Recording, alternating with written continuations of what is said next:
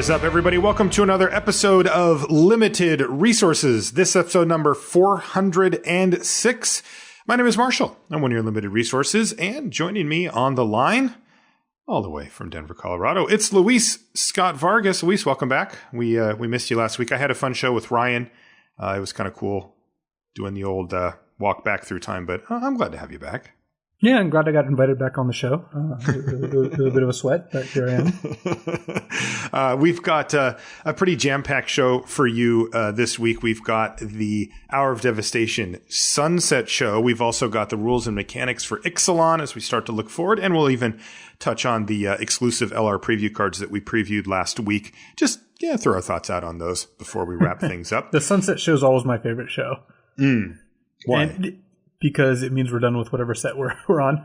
Yeah, but this was a good one. This is the exception. This is the one where I'm actually like, I actually enjoyed Hour of Devastation quite a bit. So we'll get to that. But it is funny that normally Sunset show is the one I'm looking forward to the most. Indeed.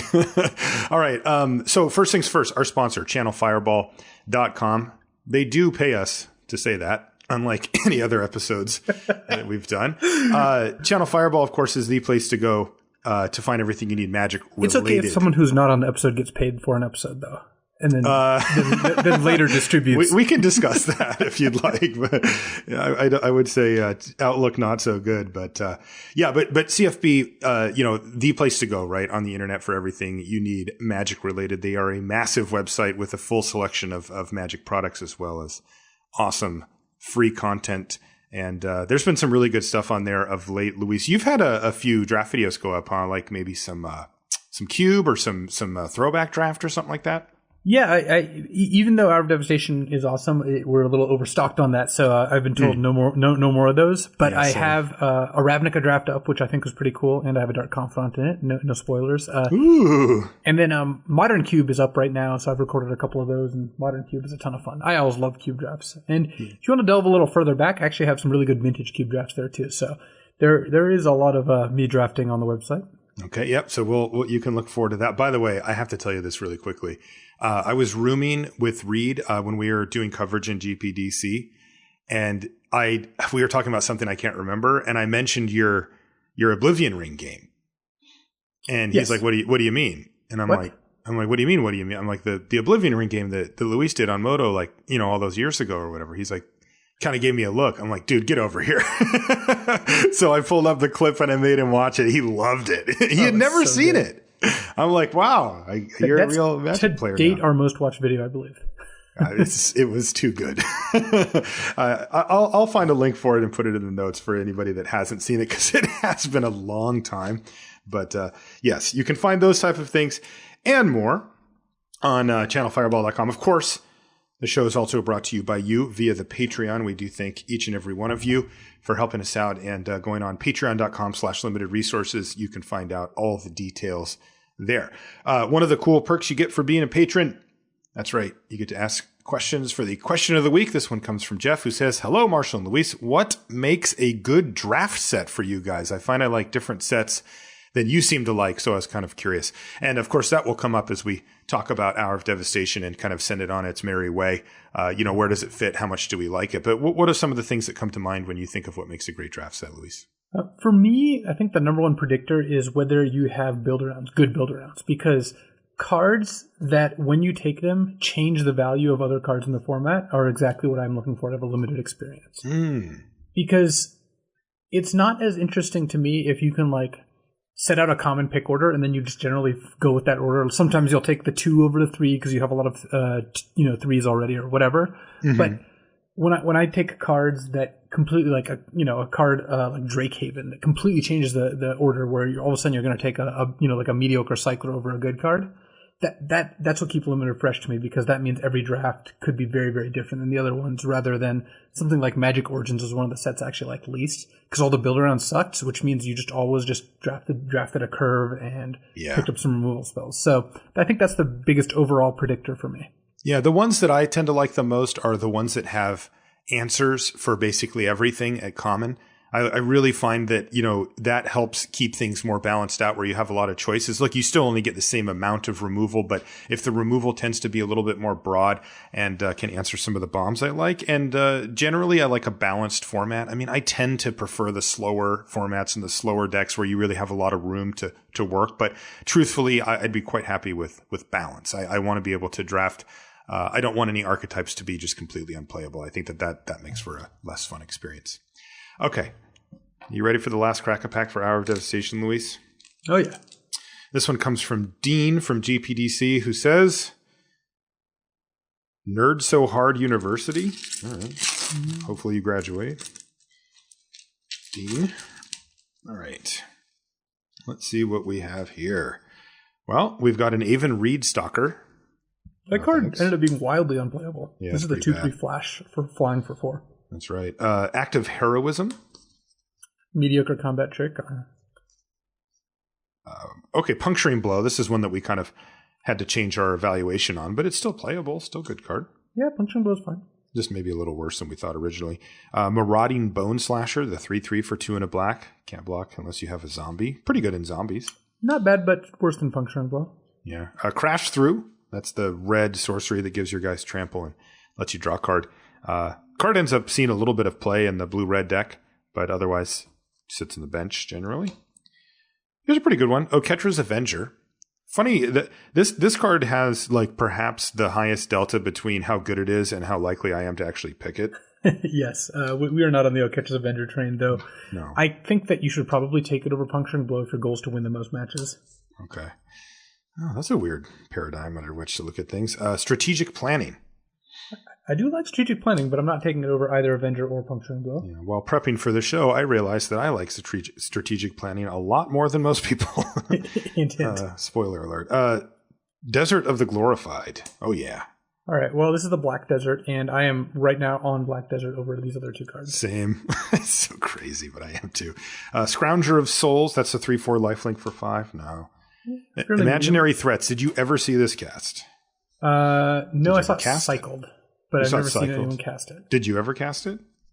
I don't think I ever actually put it in my deck. No. Ended up being horrendously bad.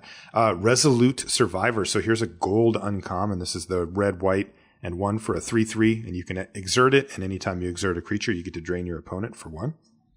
I do think that is the pick here. I think I would take Desert of the Glorified, but I think Resolute Survivor is likely the pick, even as a gold card. And you think it's better as a pick than Oketra's Avenger, for example? I do. Well, yeah, that's actually pretty close. I actually would probably... No, I would take Oketra's Avenger. Never mind. I thought about it some more. All right. I think that if you were red-white, you'd rather have Survivor, but Avenger, just being a 2-drop, is so much more important for aggro, and it's a monocolor card, so I've retracted my claim. Another golden uncommon. This is Unraveling Mummy, the 1 black, white, 2/3, and you can pay 1 and a black to give a target attacking a zombie lifelink. 1 and a white to give it lifelink, or 1 and a black to give it death touch. Yeah, this card is good. And I like black, white zombies a lot more at the start of the format than I did at the end of the format. Same, yeah. But I think I got tricked a little. I had a couple of good zombies deck early, but they were a little above what you could expect. My guess is it's better to take Oketra's Avenger still than any of these other cards. But I would probably still take Desert of the Glorified. Yeah, so this is an interesting one. We got Hour of Devastation for a rare. The 3 red. Deal all 5. Creatures lose indestructible and deal 5 to everything, including non-bolus planeswalkers. Sweeper, but it's 5 mana and it's in a weird color for a sweeper. It's in red. Yeah, it's not the color that really rewards it. The blue-red spells deck actually can make good use of this card. So I think... Again, this is a little weird because we're in a Crack-A-Pack where we've drafted this format a ton and we want to do sweet things. I might take Hour of Devastation to try and draft a sweet blue-red control deck. But my guess is the correct pick is still if I was in the top 8 of a Grand Prix, I think I'd just take Oketra's Avenger right here. All right, I got 1 extra card here. It's a foil. It's a really good card too. I have to say it's a very good card. It's If Near Deadlands. All right. If Near Deadlands is very good, I actually would rather pick that than anything else here. I think I would too. It's just for so me, good. It's between that and Hour and Devastation. If I'm sitting down to draft here, I think the fact that Deadlands doesn't use a spell slot in your deck and it acts as a spell and combines well with the other deserts I tend to draft means I would probably just take the Deadlands. And that's a good spell too, right? Removal spell. We're not talking about, just some like, Haship Oasis thing where it's like, okay, it's a sorcery speed, pump spell. This is removal. Good removal too. Counters. It's not even damage. I'm taking Deadlands. I'm going out on a desert. I'm in for if you're Deadlands. For our last one. Okay, let's get in to the Sunset Show here for Hour of Devastation. Hour of Devastation was a wild, wild ride for us as a podcast, and I think for most of the people that played it a lot like we did. If you could summarize the set in one sentence, what would that sentence be? Draft whatever you enjoy playing, and also draft deserts. Deserts really were one of the biggest movers and shakers over the course of the format. And we even both knew to come in high on them. We said we totally did. We even said like deserts are great, they're better than you think, and they were still better than that. Yeah, they really were. I said I said for my sentence, way slower than it looked, and damn good for it too. This really snuck up on me, Luis. The fact that I loved drafting this format by the end of it, and that I enjoyed it basically the whole time through. Coming off of Amonkhet, I was like shell shocked a bit, I think. I was just like, oh man, this Afflict is going to get us. And there's even more exert creatures, and some of them are even combat, based exert creatures. And, when we played Amonkhet a bunch, every time I tried to, just step out a little bit, like, well, maybe I could just splash. And it's just bam, I just get hit by a bunch of 1-drops and cartouches. And I'm like, okay, back to business, And a lot of my draft strategy in Amonkhet was staged around not losing to that deck. I ended up gravitating towards like black-green because it had a good matchup. And here I actually was drafting cards because they're the ones I wanted to play. How do you like that? Yes, shocker. Yeah. So I love this set. And I think that the fact that it was way slower made it a lot better. Yeah. I was a big fan. What turned out to be the best archetypes? I think that a green X ramp, mostly blue-green, but green really could get paired with any other color, thanks to the power of Oasis Ritualist. And blue-red spells. I know that you like that one from the beginning. And then white X aggro. Those seem to be like the three most dominant archetypes to me. Not necessarily even in that order, though. I think I liked green ramp the best at the end of it. Yeah, I think that's my lineup too. And definitely my favorite was the green ramp decks as well. All right, so we could make a list here, but let's touch on a couple. What card were we most wrong about during the set reviews, or one that really surprised us one way or the other? This is interesting. We're going to talk about some specific cards here, but I think that the main takeaway is when it came to the set review is that we were especially conditioned by how fast Triple Amonkhet was. That I think that we tended to overrate the lower curve cards and faster cards and underrate the more expensive ones. Yeah. So, because you remember how Greater Sandworm was just a disappointment? Yes. And it just ended up being wow, this is just not the thing we hoped it was going to be. The Rampaging Hippo was everything we hoped and dreamed of. Yeah. It actually was a very, very good finisher that cycled when you didn't need it. So I think that we kind of made a category error when it came to all those cards.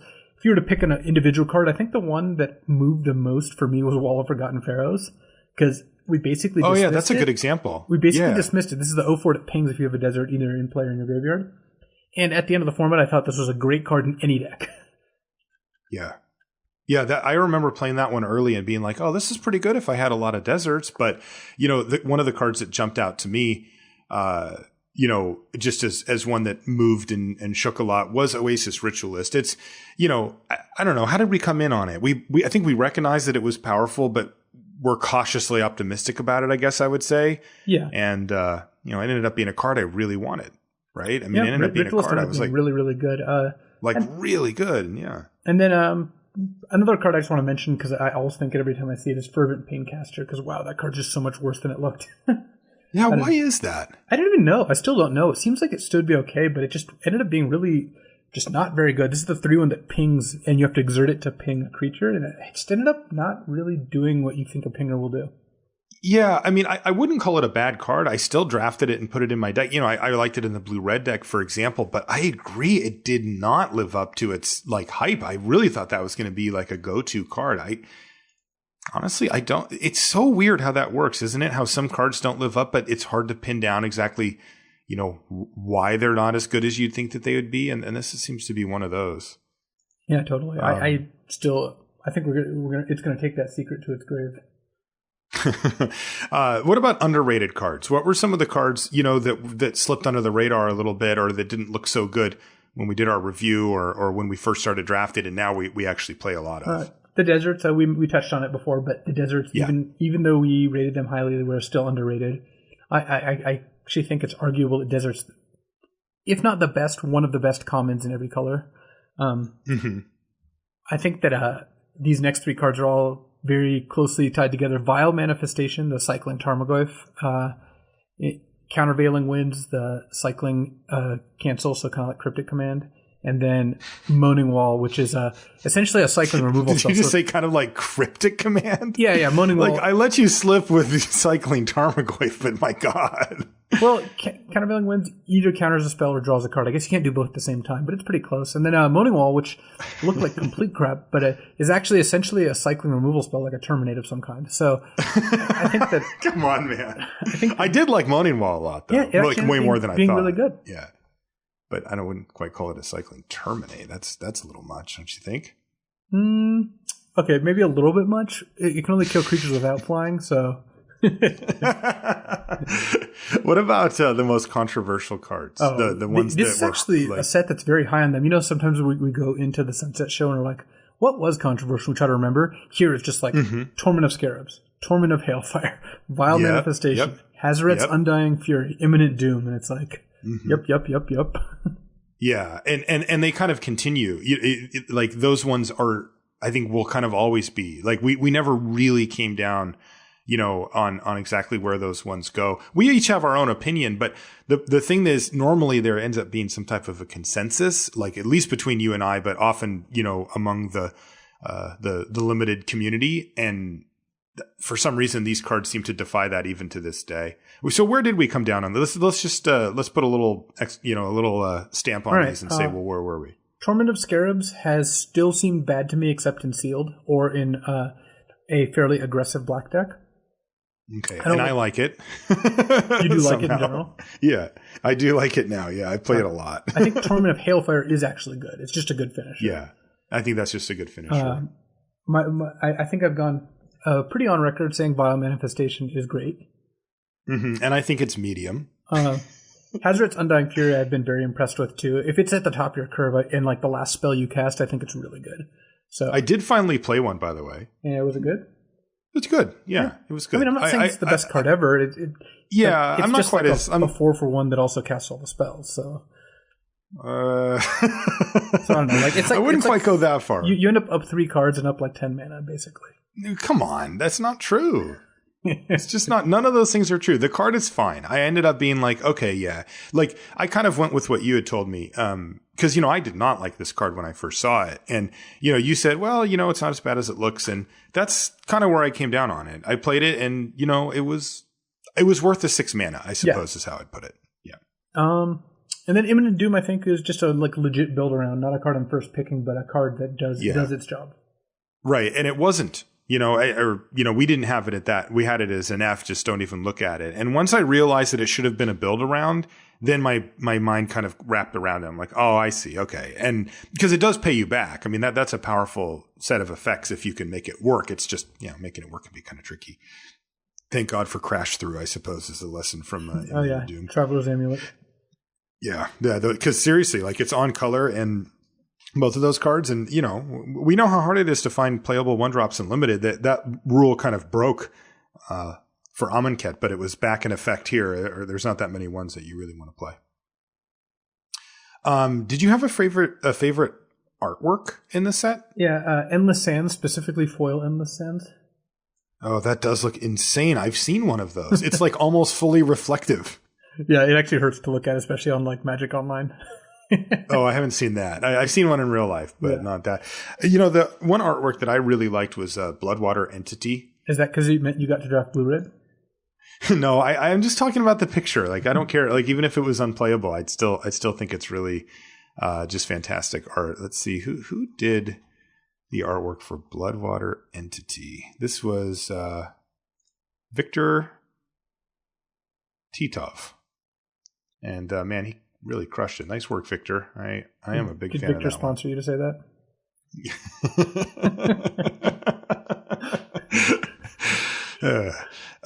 Didn't I already do this? Like you can't do this to me too. What were the man? I wish I had Victor's monetary endorsement here. What were the best build around cards in the set? I really like. And also, I have to ask before you give the answer. Yes. Was this a set that had build like this had fewer build feel arounds? like a lot of those? Yeah. Okay, so this did have fewer build arounds than some of the sets I really liked, but I answered that with the question earlier because that's just like the best predictor. This set had a lot of very small, intricate things that made me love it, which is just like how much cycling there was, the speed of the format, the fact that you could draft both fast and slow decks. Because like a format like Rise of the Eldrazi, where all the slow decks are great and all the fast decks suck, that means that you're not playing as that much variety either. You're just both just trying to curve out these just gigantic things. But this format, like you could draft 2-drop aggro or you could draft 7-drop control, and the fact that they both exist keeps everyone honest. So I think that. So how does that affect the build arounds though? Like there just weren't very many, right? Yeah, I think that you don't need good build arounds to have a set I like. I see. I think that the varied speed and the different archetypes was all very, very good. I think that build arounds tend to be what helped me, but this set had enough variety, which is more complicated to get to and harder to kind of like describe in one sentence. But I think that makes up for the fact that the build arounds were a little lighter than I would normally like. But there are some good build arounds, like I like Nicole Bolas and Overwhelming Splendor. Both Nicole Bolas build arounds just. They're just build arounds. You're thinking it's just that you have to have such intense mana requirements that you just need to build your deck around them in that way. Yeah, I think that like you're including ramp cards and things like that. Okay. Yeah, and I love those cards. It's hard to cast those cards, right? So I think being able to build your deck such that you can is very interesting. There's also there's Imminent Doom. Other Nicole Bolas themed card of Imminent Doom that is more of a true build around, like a traditional build around. But basically, when I look at a build around, it's like a card that completely slants how your deck ends up playing, from pick one. And I think that is true of all three of these cards. Was this a Prince or a Pauper set? Prince and Pauper is what we use to describe Prince being kind of bomb heavy and bomb centric, and Pauper being less so and more about the commons and the other cards. This was neither, in my opinion. It wasn't a Prince set because you didn't need good rares to compete, but it wasn't a Pauper set either because the rares were good and commons and the uncommons were good, and it wasn't just like draft fast commons, ignore expensive cards. I think what happened was that the good cycling cards, the finishers like Striped Riverwinder or Rampaging Hippo, did make it so that you actually got good legit common finishers. And some sets really do lack that. But on the other hand, you can still draft a good curve of commons, which can help you fight against the stupid rares. Like there are some stupid rares in this set. Some of the dumbest I've ever seen for limited, but it still didn't make it feel like a Prince set to me. Yeah, and I mean we have to mention that's the case, right? Like if you do think in terms of Prince or Pauper, this really did peak out high, but it didn't seem to be the dominant thing. It's weird. I've never thought of this before, but like this is the best place to be, right? I usually do think that most of the sets do come down on one side or the other if you had to pick, but this is the best. Like we had insane bomb rares, yet they didn't dominate. Yet they were a factor, right? Like it wasn't like all tribal decks or something. I like that. That's a really good mix to have. Yeah, it's not particularly fun if you feel like your cards don't matter if your opponent plays a good rare. And it's also not that fun if you just know that whatever you open in the rare slot doesn't really matter. It's whether you got enough 2-drops.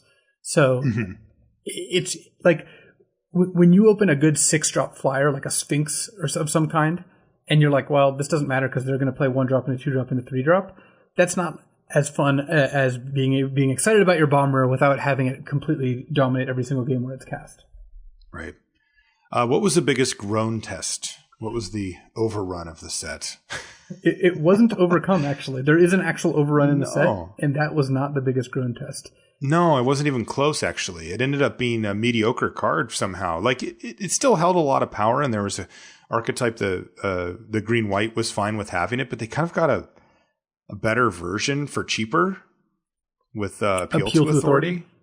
Yeah. So I don't know. That was weird. So what was it then? What card that when they played, you're like, oh no. For me, it was always Sand Strangler. Like they would play a Sand Strangler on like turn 4 or 5, and you would just be like, come on, like. Right, it's not fair. I thought I had a good start. I've got 2 creatures in play. They have nothing. You're kind of doing it. Then they're like, eat your 3/3, your 2/2. Now just looks at my Sand Strangler, or you're like, I've got a creature in play and 2 removal spells in hand. And they're like, eat your 3/3. Now you feel so bad about using removal on this. On the flip side, Sifter Worm, the 7-drop that let you scry 3 and then gain a bunch of life, because that was just like, all right, I've got them down to 4. I've got 2 creatures to their none. This looks good. I've got an unsummon in my hand. They're like, Sifter Worm, gain 5 life, revealing, some like other decently sized creature. And you're just like... Yeah, Colossopede. And you're like, no. Because that was a turning point for the ramp deck, right? Yeah. Often, because Sifter Worm was uncommon, that would be the one that you'd see the most often. And then this is the one very small corner case, which is Ronus's Last Stand, the green 5/4. If they play that on turn 2, that you started questioning the design of that card, even though I actually think the card wasn't even that good. Like I wasn't super impressed with it by the end, but when you played it on turn 2, it always felt like they were conspiring against you. It was getting in for 15, yeah. The one card that I had played against me a few times that really turned around a game that I thought I was for sure winning was Driven to Despair. Oh, yeah. Oh, man, that one elicited many groans. I was like, all of a sudden your opponent draws 3 cards and you discard 3 cards. Right. And and in a game that you thought you were pretty stable and things were going well, it's all over. And that was a major swing. What was the most frustrating bad card in quotes to lose to? What card you'll miss playing against or just annoyed you? For me, it was definitely Jeru with Eyes Wide Open going to get a Planeswalker, because it's just like... Who gets that lucky, right? First of all, it requires a rare and a mythic. Second of all, it requires being 3 colors, like necessarily. No, you can get Gideon. Oh, I guess that's true, yes. No one ever got Gideon against me, so I always assumed it was like Samut or Nicole Bolas or whatever. Yeah, it's some nonsense. Yeah, I mean, who gets that lucky, right? And for me... most frustrating bad card was Apocalypse Demon, card was so because it's so bad. It was such a bad card, but it's also sometimes an 8/8 flyer. So yes, and when they just threw away their board to hit you, you died pretty quickly, as it turns out. Oh yeah, that's a pretty annoying one too. Okay, this is a big question, Luis. This is such an easy answer. I know. I had the same answer that you did. So I don't know how you do notes for the Sunset Show, but when I'm like looking at all these questions, I have the spoiler open right for the particular set to refresh my memory. Yeah, I opened Scryfall. Yeah, and for this one, it's like, what is the bombiest bomb? The card you hoping to open, pick one, pack one. The card you hope to open in your sealed pool. I'm like, okay, scrolling through. I'm like, right.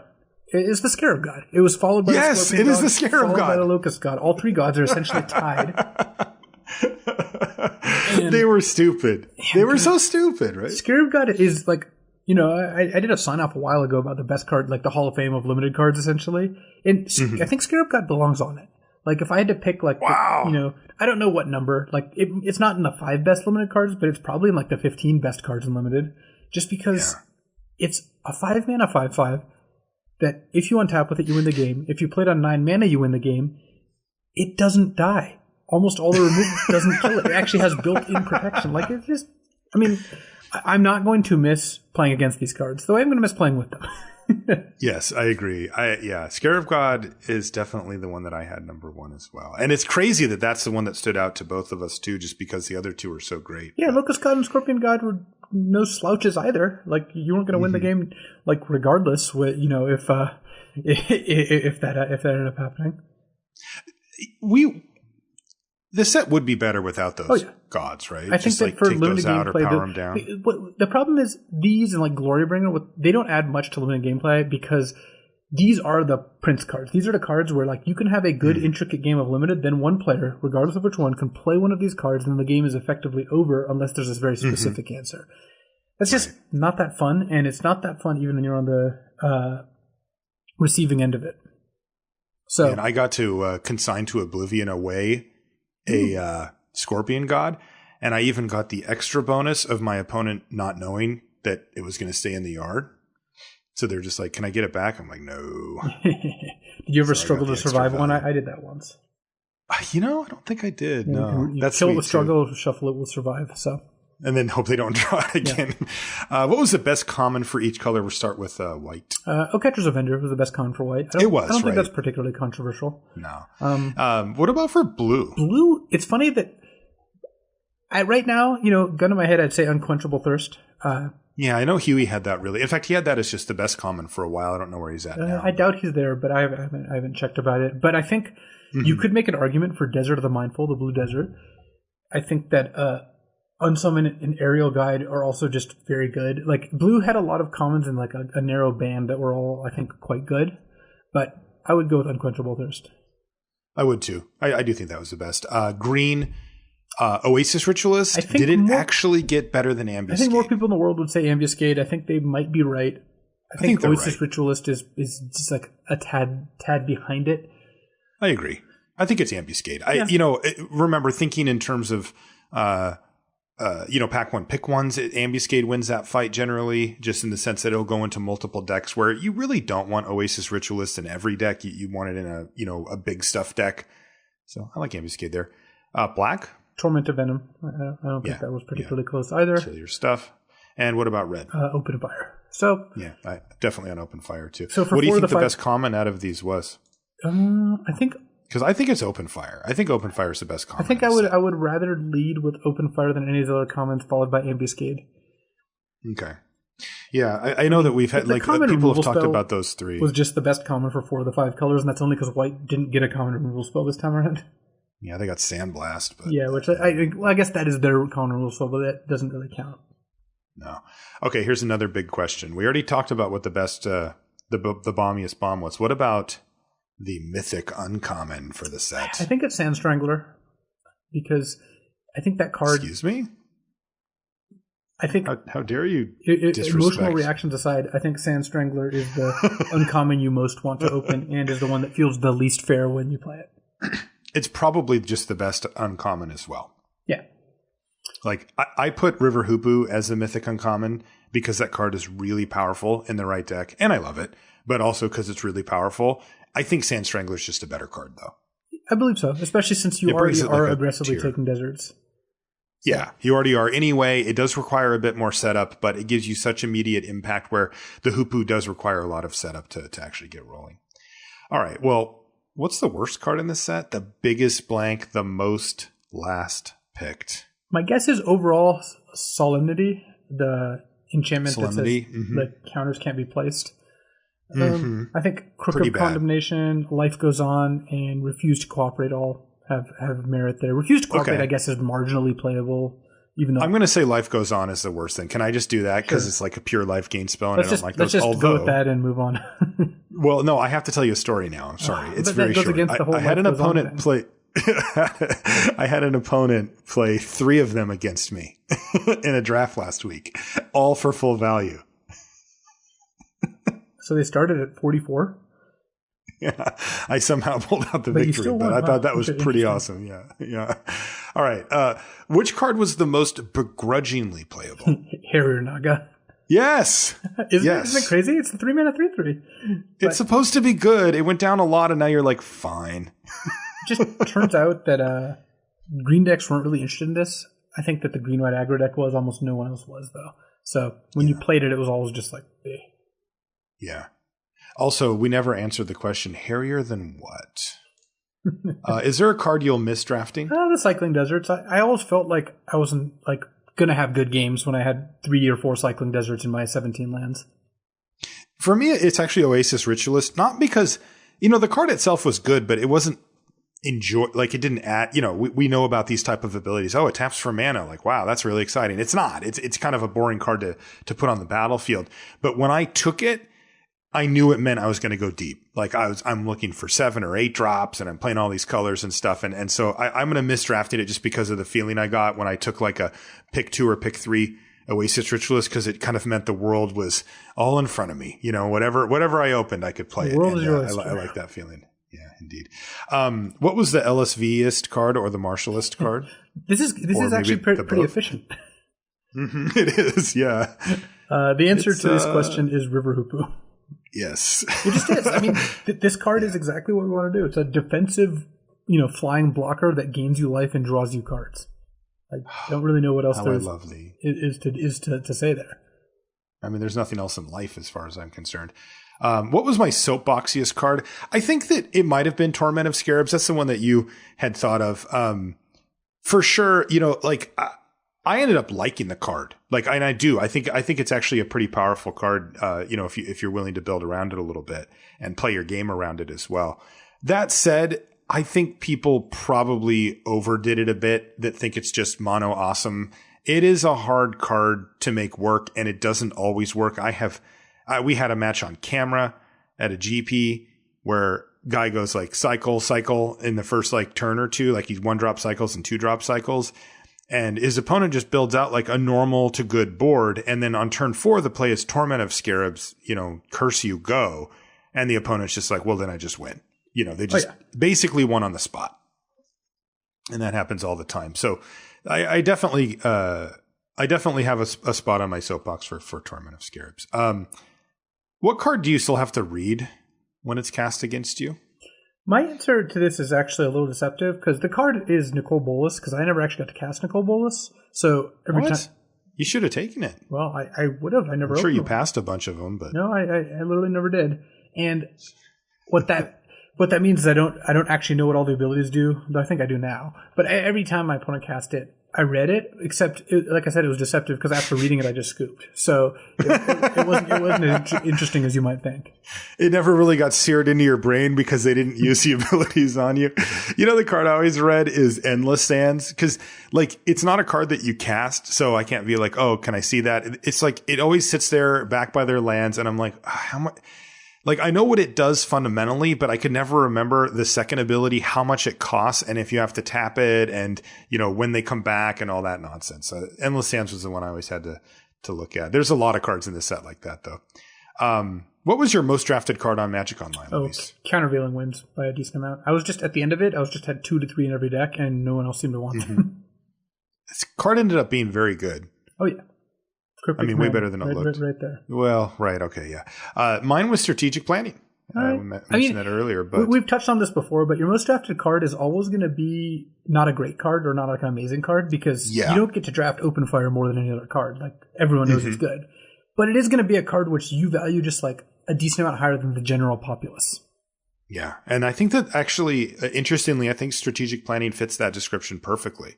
I liked it a little more than most people, and I also played blue a lot, and so ended up playing a lot of Strategic Plannings.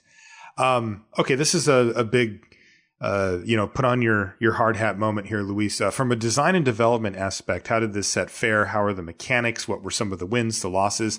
If you zoom out a little bit and you're going to tell somebody about Hour of Devastation in 6 months' time, what are you going to tell them? So I think that Exert, this is how I would want Exert to play out. Because in way better. Every Exert ability, except for Watchful Naga maybe, was +2/+2, flying, you can't block me, etc., etc. And that just meant Exert was just you can never block and I'm just going to kill you. And that wasn't that interesting. Whereas here, not only were they playing around with a lot of more Exert things Oasis Ritualist or Steward of Solidarity, where Exert, you can tap and exert it to do an effect. It also just meant a lot of the Exert cards just weren't quite as aggressively focused, and it ended up feeling more of a trade-off. You actually had some good decisions to make, whereas in before in Emonket, when you exerted your Gustwalker if they could block it. If they couldn't, you would just not exert it. It was pretty binary, and it wasn't very interesting. Whereas here, it's ooh, do I want to cast the 6-drop with Ritualist, but then be out a Ritualist next turn, or just want to cast a 5-drop and then next turn cast the 6-drop? Yeah, it turns out moving Exert to non-combat stuff opened up a much more decision-based world there, and that's a big addition. Yeah, and I think that punishing blocking excessively does mean that the games have less interaction and you have a little less control of what's going on. You're forced to attack yourself, and that's just not as interesting. I like how cycling landed. I think that cycling isn't the like, end all be all that some people seem to think it is. Like, Ben S wishes every single card had cycling. But I think that in the set, there wasn't so much cycling that I felt like it was just completely dragging down every game and making every game the same. But there was enough cycling, and the format lended itself to cycling well enough that I felt like you could have this additional aspect, and you could flood out a little bit less, get screwed a little less because you can play a higher land count. And I really liked how that ended up.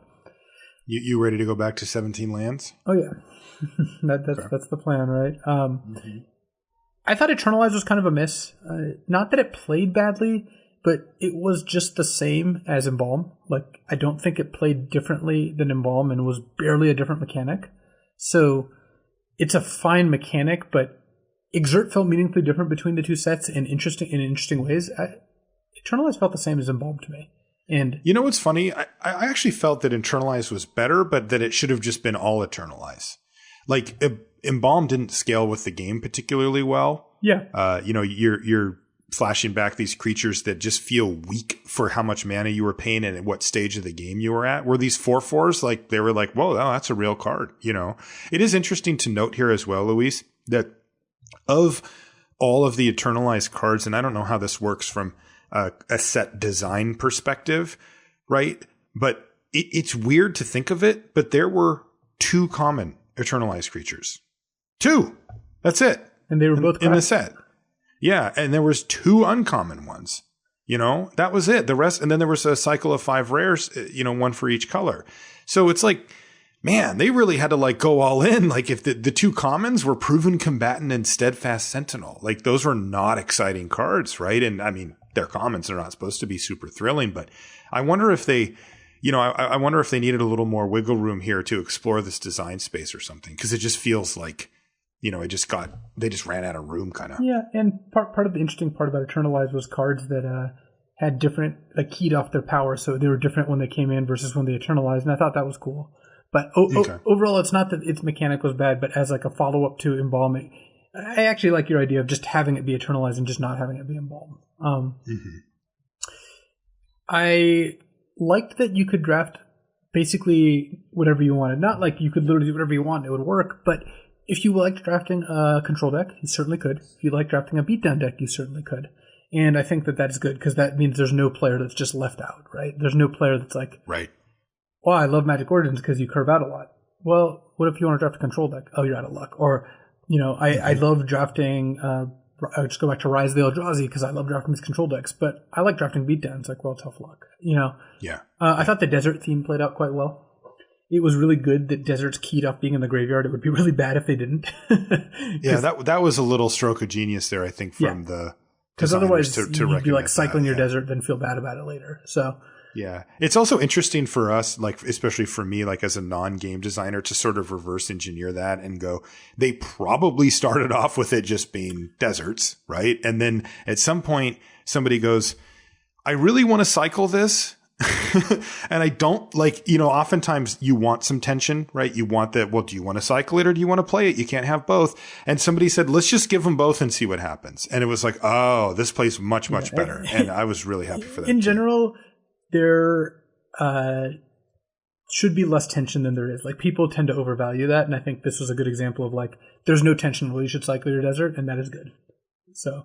Yeah. I mean, there's a minor bit because if you have near Deadlands, maybe you'll play your desert to sack it. But like that's again, so there were still slivers. Yeah. Afflict was fine. It was kind of a throwaway. Like, it played out fine, but it wasn't. It rarely like drastically played how games went. It meant sometimes you would die because they would attack you with 2 Afflict creatures and you were at 4. But for the most part, you were never drafting an Afflict deck, and it didn't really make you draft around it.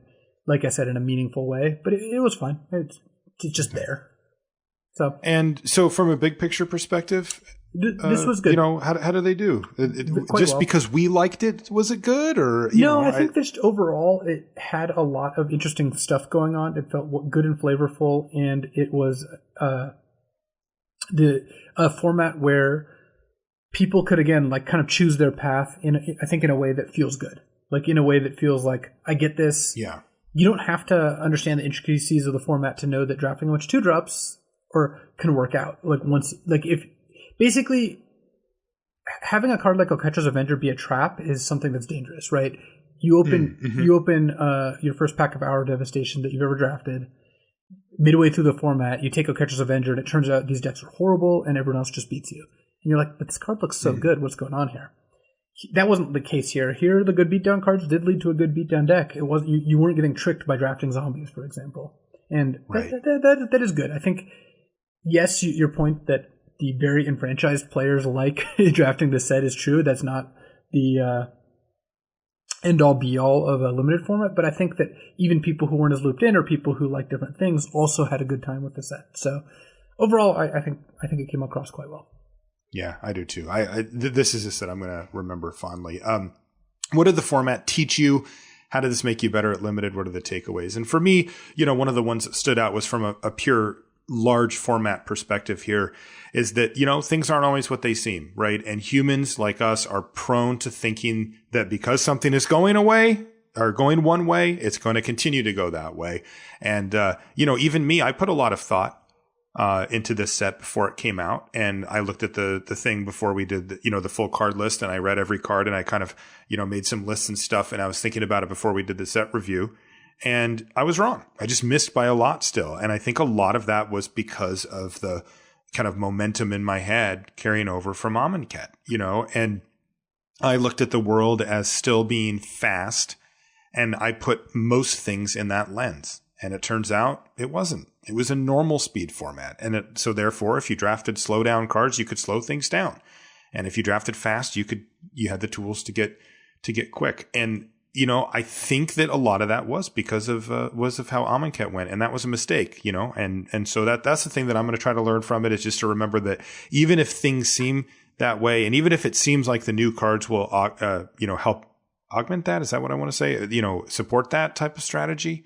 That isn't necessarily the case, and they can change a lot. Like one small set being introduced can completely flip the way a format goes, and now that I've learned that lesson, it is no longer relevant. So. Yeah, mine is similar, where I do feel like we were primed by Amonkhet, and it did influence us to a greater degree. Not for all bad reasons. Look, it's not like this is triple Hour of Devastation, and just because the last thing we drafted was triple Amonkhet, we're like, yeah, this is going to be fast. Amonkhet was still in the format. Totally. And, Exert was still in the format, and Afflict looked aggressive. But I think that it showed how it can be difficult to evaluate some of these cards. Also, I learned that cycling lands are still better than we think. If they come back again, we'll remember that. They're still getting better, like as we speak right now. They're still going up. Yeah. Okay, big question. What was your favorite card in the format? I think the most fun I ever had was drafting around Uncage the Menagerie and just trying to What? Really? Trying to draft enough threes. A bunch of 3-drops? And 4 drops where the big money is. You really want to cast it and get 4 drops. That is, and never get them out of your hand. Oh yeah. Well, my favorite card in the set was not remotely close. Actually, it was. There's a close second place. Hoop Hoop. Yeah, of course. River Hoopu. Yeah, I mean, that was the sweetest. The other card that I found myself really loving was Consigned to Oblivion. I liked it from the beginning, but man, I love that card. That one is one I'll remember very fondly. It felt like you couldn't lose whenever you had that card in your hand. Didn't it? I always felt like I can figure this out. Like you were just covered. Yeah, I can do this. I can do, and then they have a god and you're like, it's okay. And then you lose to it anyway. Okay. Well, goodbye, Hour of Devastation. We loved you. Really one of the better draft formats I've drafted. Might even crack my top 5. I love drafting it, and I will draft it again when it comes back for sure. But that means, of course, that we've got a little bit of business to take care of here before we sign off for the week. We've got some Ixalan stuff to talk about, because it is time now to avert our gaze in the forward direction as we look forward to this exciting new set coming out. First things first, let's talk about the mechanics. We like to just brush up on the mechanics and tell you sort of the basics of them before we get to the set review show. And the reason for that is we don't have the time on the set review show to go over them again. So this is kind of your time to prepare and understand what the mechanics do. They're really quite straightforward in Ixalan. So we're just going to kind of cruise through these. The first one is called Enrage. And Enrage says basically whenever thing is dealt damage, it's the creature itself. And this is on the dinosaurs, by the way. You do something. So whenever it gets dealt damage, you do something. That damage source can come from anywhere. It can come from you, for example. It can come from your opponent's creatures or their spells. So basically, the creature gets hit and then something happens. Maybe it does some damage. Maybe you get a bonus of some sort. Maybe it gets a bonus. Here's a couple of the little corner cases that maybe it would stand out to you. The first one is, if it gets double blocked, do I get 2 enrage triggers? You do not. You do not. One instance of being dealt damage is happening in that scenario, so you do not get that. What about if the creature dies as a result of the damage? The trigger does happen. Some of those triggers won't necessarily do anything, depending on what all the cards are. We don't know all the cards yet, but if it said put a +1/+1 counter on me, then yeah, clearly that's not going to do much. But if it says draw a card, which some of them do say, then you will still draw the card. Yeah. And that's about it. Basically, if your creature dies or creature gets hit, you're going to get it. One thing to look out for, of course, would be spells that can hit your own creatures. Yeah, because if you can we already know there's a fight card, and fight looks real nice in this. There you go. The next mechanic is called Raid, and Raid cares about you as the player having attacked with a creature that turn. So basically, what Raid cards do is they look back at the turn and they look to see if you've attacked or not. That's it. That's all they're doing. Yeah. For those of you who remember, you get bonuses. It's from Khans of Tarkir. Mm-hmm. That's right. Mm-hmm. And, it doesn't matter how many creatures you attacked with or even what happened to them. If you attacked and it died, that's fine. It's not. Attacker. Even if it gets bounced before anything happens, but it's already attacked, you raid it. Yes. Right. And that's the key difference, is that it's not looking for the permanent that attacked and it says, oh, that guy attacked. It's just that you did. So that's it. Raid's easy. And again, you're going to be playing these mainly in your second main phase, post-combat, to get the bonuses. Explore is kind of cool. This is a new one. It says, reveal the top. So whenever you explore, you reveal the top card of your library. If it's a land, you put it in your hand. That's it. You're done exploring. You found a if land. It's not, if not, your creature, the creature that's inside of this exploration gets a +1/+1 counter. And with the card that you revealed, you can either put it back on top of your library if you'd like to draw it, or you can bin it. You can put it in the graveyard so that you don't draw it. What do you think about that as a power level, by the way? Just Explore is quick powerful. Take on that. It looks good. It's better than Scry 1 by a decent amount.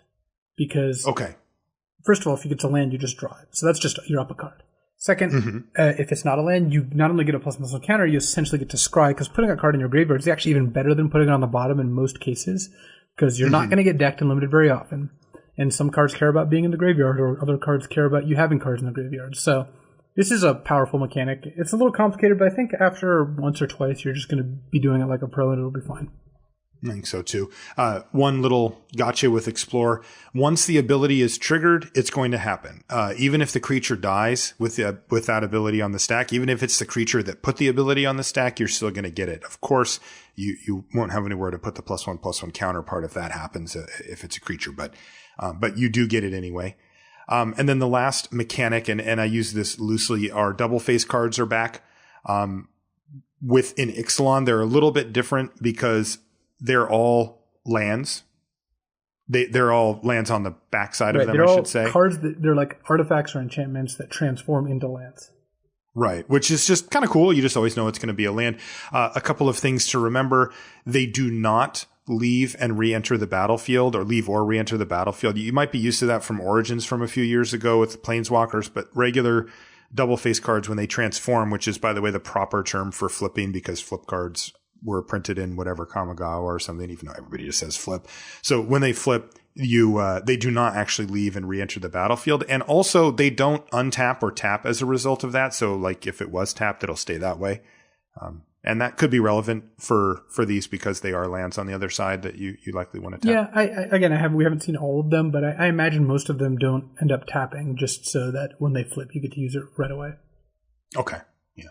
So that's it. Nothing major there. The last little note on those is make sure that you use sleeves that you cannot see through, or else you will be prone to getting a game loss or some type of punishment. Okay. One more thing before we take off. We've got our preview cards for Ixalan. Now we already put these out on the Patreon and on Twitter and on the blog and stuff. But I thought, we haven't had a chance to react to these yet because I had Ryan on last week. So we'd take a quick look at these and see what we think ahead of the set review show. So the first one's actually a reprint. It's called Favorable Winds, which was from the really bad set. Yeah, it was Avacyn Restored. Yep. So 1 and a blue, enchantment at uncommon. All of these are uncommons, by the way. Creatures you control with flying get +1/+1. So it pumps your already good creatures. This is a powerful Anthem effect. It's only 2 mana, and that's pretty cheap. But boy, do you need to have a lot of flyers to make it good. You do, and if there's a flying builder on deck, this would be a good card in it. Like, I wouldn't be surprised if this ended up being a pretty decent uncommon to pick up. Yeah. Flying tokens, right? Those are something that you keep an eye out for as well, because, this thing doesn't care if they're tokens or not.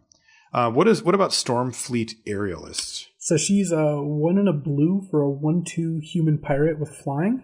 And she's got Raid, which says if you attack this turn, she enters the battlefield with +1/+1 counter on it. So that is quite good. 2 mana, 2/3 flying is insane. You're not going to get it on turn 2 very often unless you have a lot of 1-drops, but you will be able to raid this, I think, fairly easily, especially since these decks, I imagine, have a lot of raid enablers, evasive creatures. Also, she is a raid enabler, so if you have 2 of these or another better raid card, you could just play her on turn 2, attack, and then be pretty safe because she has flying naturally. So how much worse is it because we don't, so often you're going to want to play another 2-drop, attack with that, and then play the Aerialist, but then you've lost a little bit of the luster of the 2 mana 2/3 because you're not super likely to have another 1-drop to play alongside it. How much worse does that actually make it? What if this doesn't come down until later in the game? The thing is, playing this on turn 5 along with a 3-drop is still a good turn. I think that this is just going to be a good card. Yeah, I mean, a 2/3 flying is just a good card. That's it. And then, like you said, it can enable other raids if you don't have that. Last one is Stormfleet Arsonist. And this is 4 and a red for a 4/4 Orc Pirate at uncommon.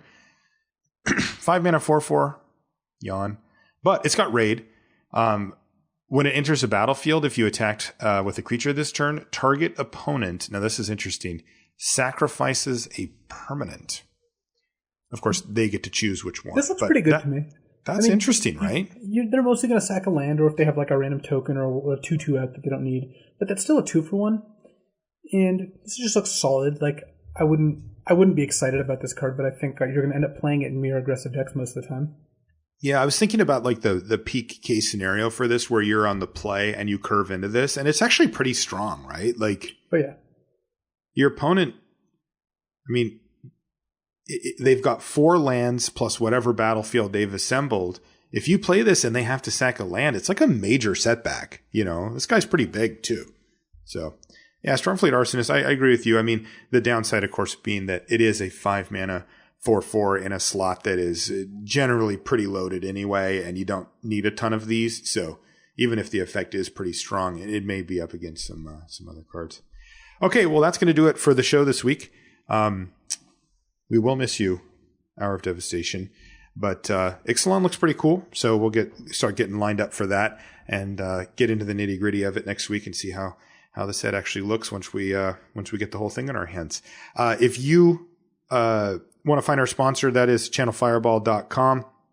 And we do highly recommend checking them out for all of their awesome products and services over there, including free content, as well as, I mentioned it before, but you can get all, the full spectrum of singles and sealed product and that kind of stuff over there as well. And while you're there, if you've got extra cards that you want to sell back, this is a good time to do it, right? You can get in on that pre-order or whatever it is for Ixalan. Is the pre-order up now? It should be. Yeah. Yeah, it is. I see it. And so, get in there and, like I said, this is a big kind of hidden secret of how to play a lot of Magic for a little bit less money than you'd normally spend given how expensive Magic can be. You sell those rares back. Look at the pile, on your desk of random rares that you've gotten from doing a few booster drafts here or there and package them up and send them, and it'll if you trade them in, they'll give you 30% bonus, and bang, you're already partway to a new box of Ixalan that they'll ship to you right away once they can, if you pre-order here. And that's, that's pretty sweet. That means, boom, you're having your friends over, you're doing another draft, and you're keeping that train rolling along. So, yes, channelfireball.com if you want to find us on social media. It's quite easy. I am Marshall_LR, and Luis is LSV. You can find everything related to the podcast, all the stuff we've talked about here, at lrcast.com.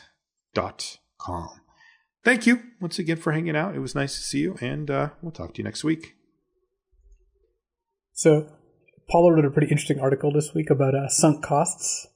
And I haven't had a chance to read that, but once I saw him post that, I was immediately interested. Yeah, and so sunk costs are when basically you make a bad decision because you feel like you've already sunk a lot of effort, money, time, whatever into the thing you have to make a decision on, but you're not getting that back. It's like, listen to this podcast. You're not getting that hour of your life back, so you might as well listen to the sign-off. Like that actually would be an example of the sunk cost fallacy, because you're not getting it back. You don't have to listen to the sign-off. In fact, you could just stop listening right now, and you should determine whether you want to listen to the sign-off based only on whether you think it will be high quality or not. What I wanted to share was a couple really funny examples of mistakes I've seen people make based on the sunk cost fallacy, because it's one that's very easy to fall into, and it leads to some good results. My favorite one by far is I saw a player activate Mutavault, the 2/2 land, activate Fairy Conclave, 2/1 flying land, go to attack, realize, I could see it in their eyes because I was watching the match. I wasn't in the match. That they realized they should not attack with these two lands. That the correct play would be to pass the turn. Okay.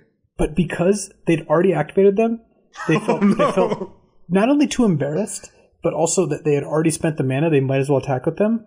They attacked and they lost the game. They would have won the game if they hadn't attacked. And that's just and that's exactly the best example of what you shouldn't do. It's like, yes, it's embarrassing. God. Yes, you look like an idiot. Yes, you already did spend the mana. But if it's wrong to attack, it's still wrong to attack. Doing all those things doesn't change whether it's right or wrong to attack. So that was a good one. One against me was pretty good, where my opponent plays a Vendilion Click during my draw step. So this is the 3/1 flash. And you can look at target player's hand and make them put a card in that hand on the bottom and draw another card. You taught me how to play that card, by the way. I did? Yeah, Community Cup, I had it in my deck, and I'm like, hey, what do I do with this thing? And you were like, well, you can play it at these different times, and remember, you can target them. I'm like, oh, crap, this is complicated. So the most common play pattern of Vendilion Click is to cast it during your opponent's draw step and target them to take whatever they drew or whatever else and force them to make a slightly worse play. My opponent cast it during my draw step, probably on autopilot.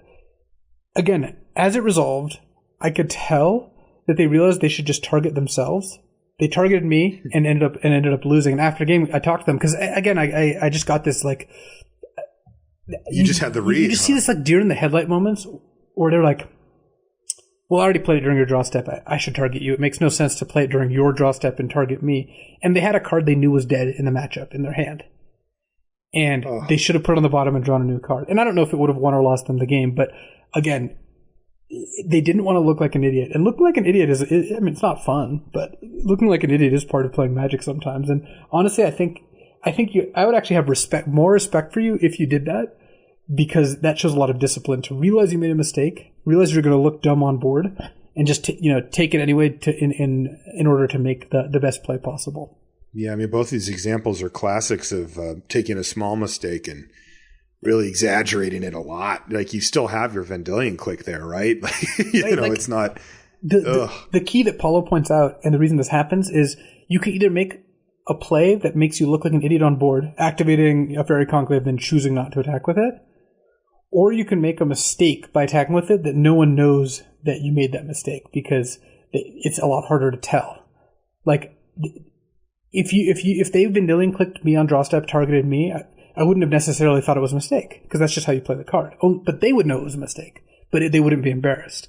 The difference is you need to be willing to take the public embarrassment. You've got to really take your beating here in order to improve as a player. So I thought it was funny. I think that there's a lot of funny examples of not wanting to, be a doofus.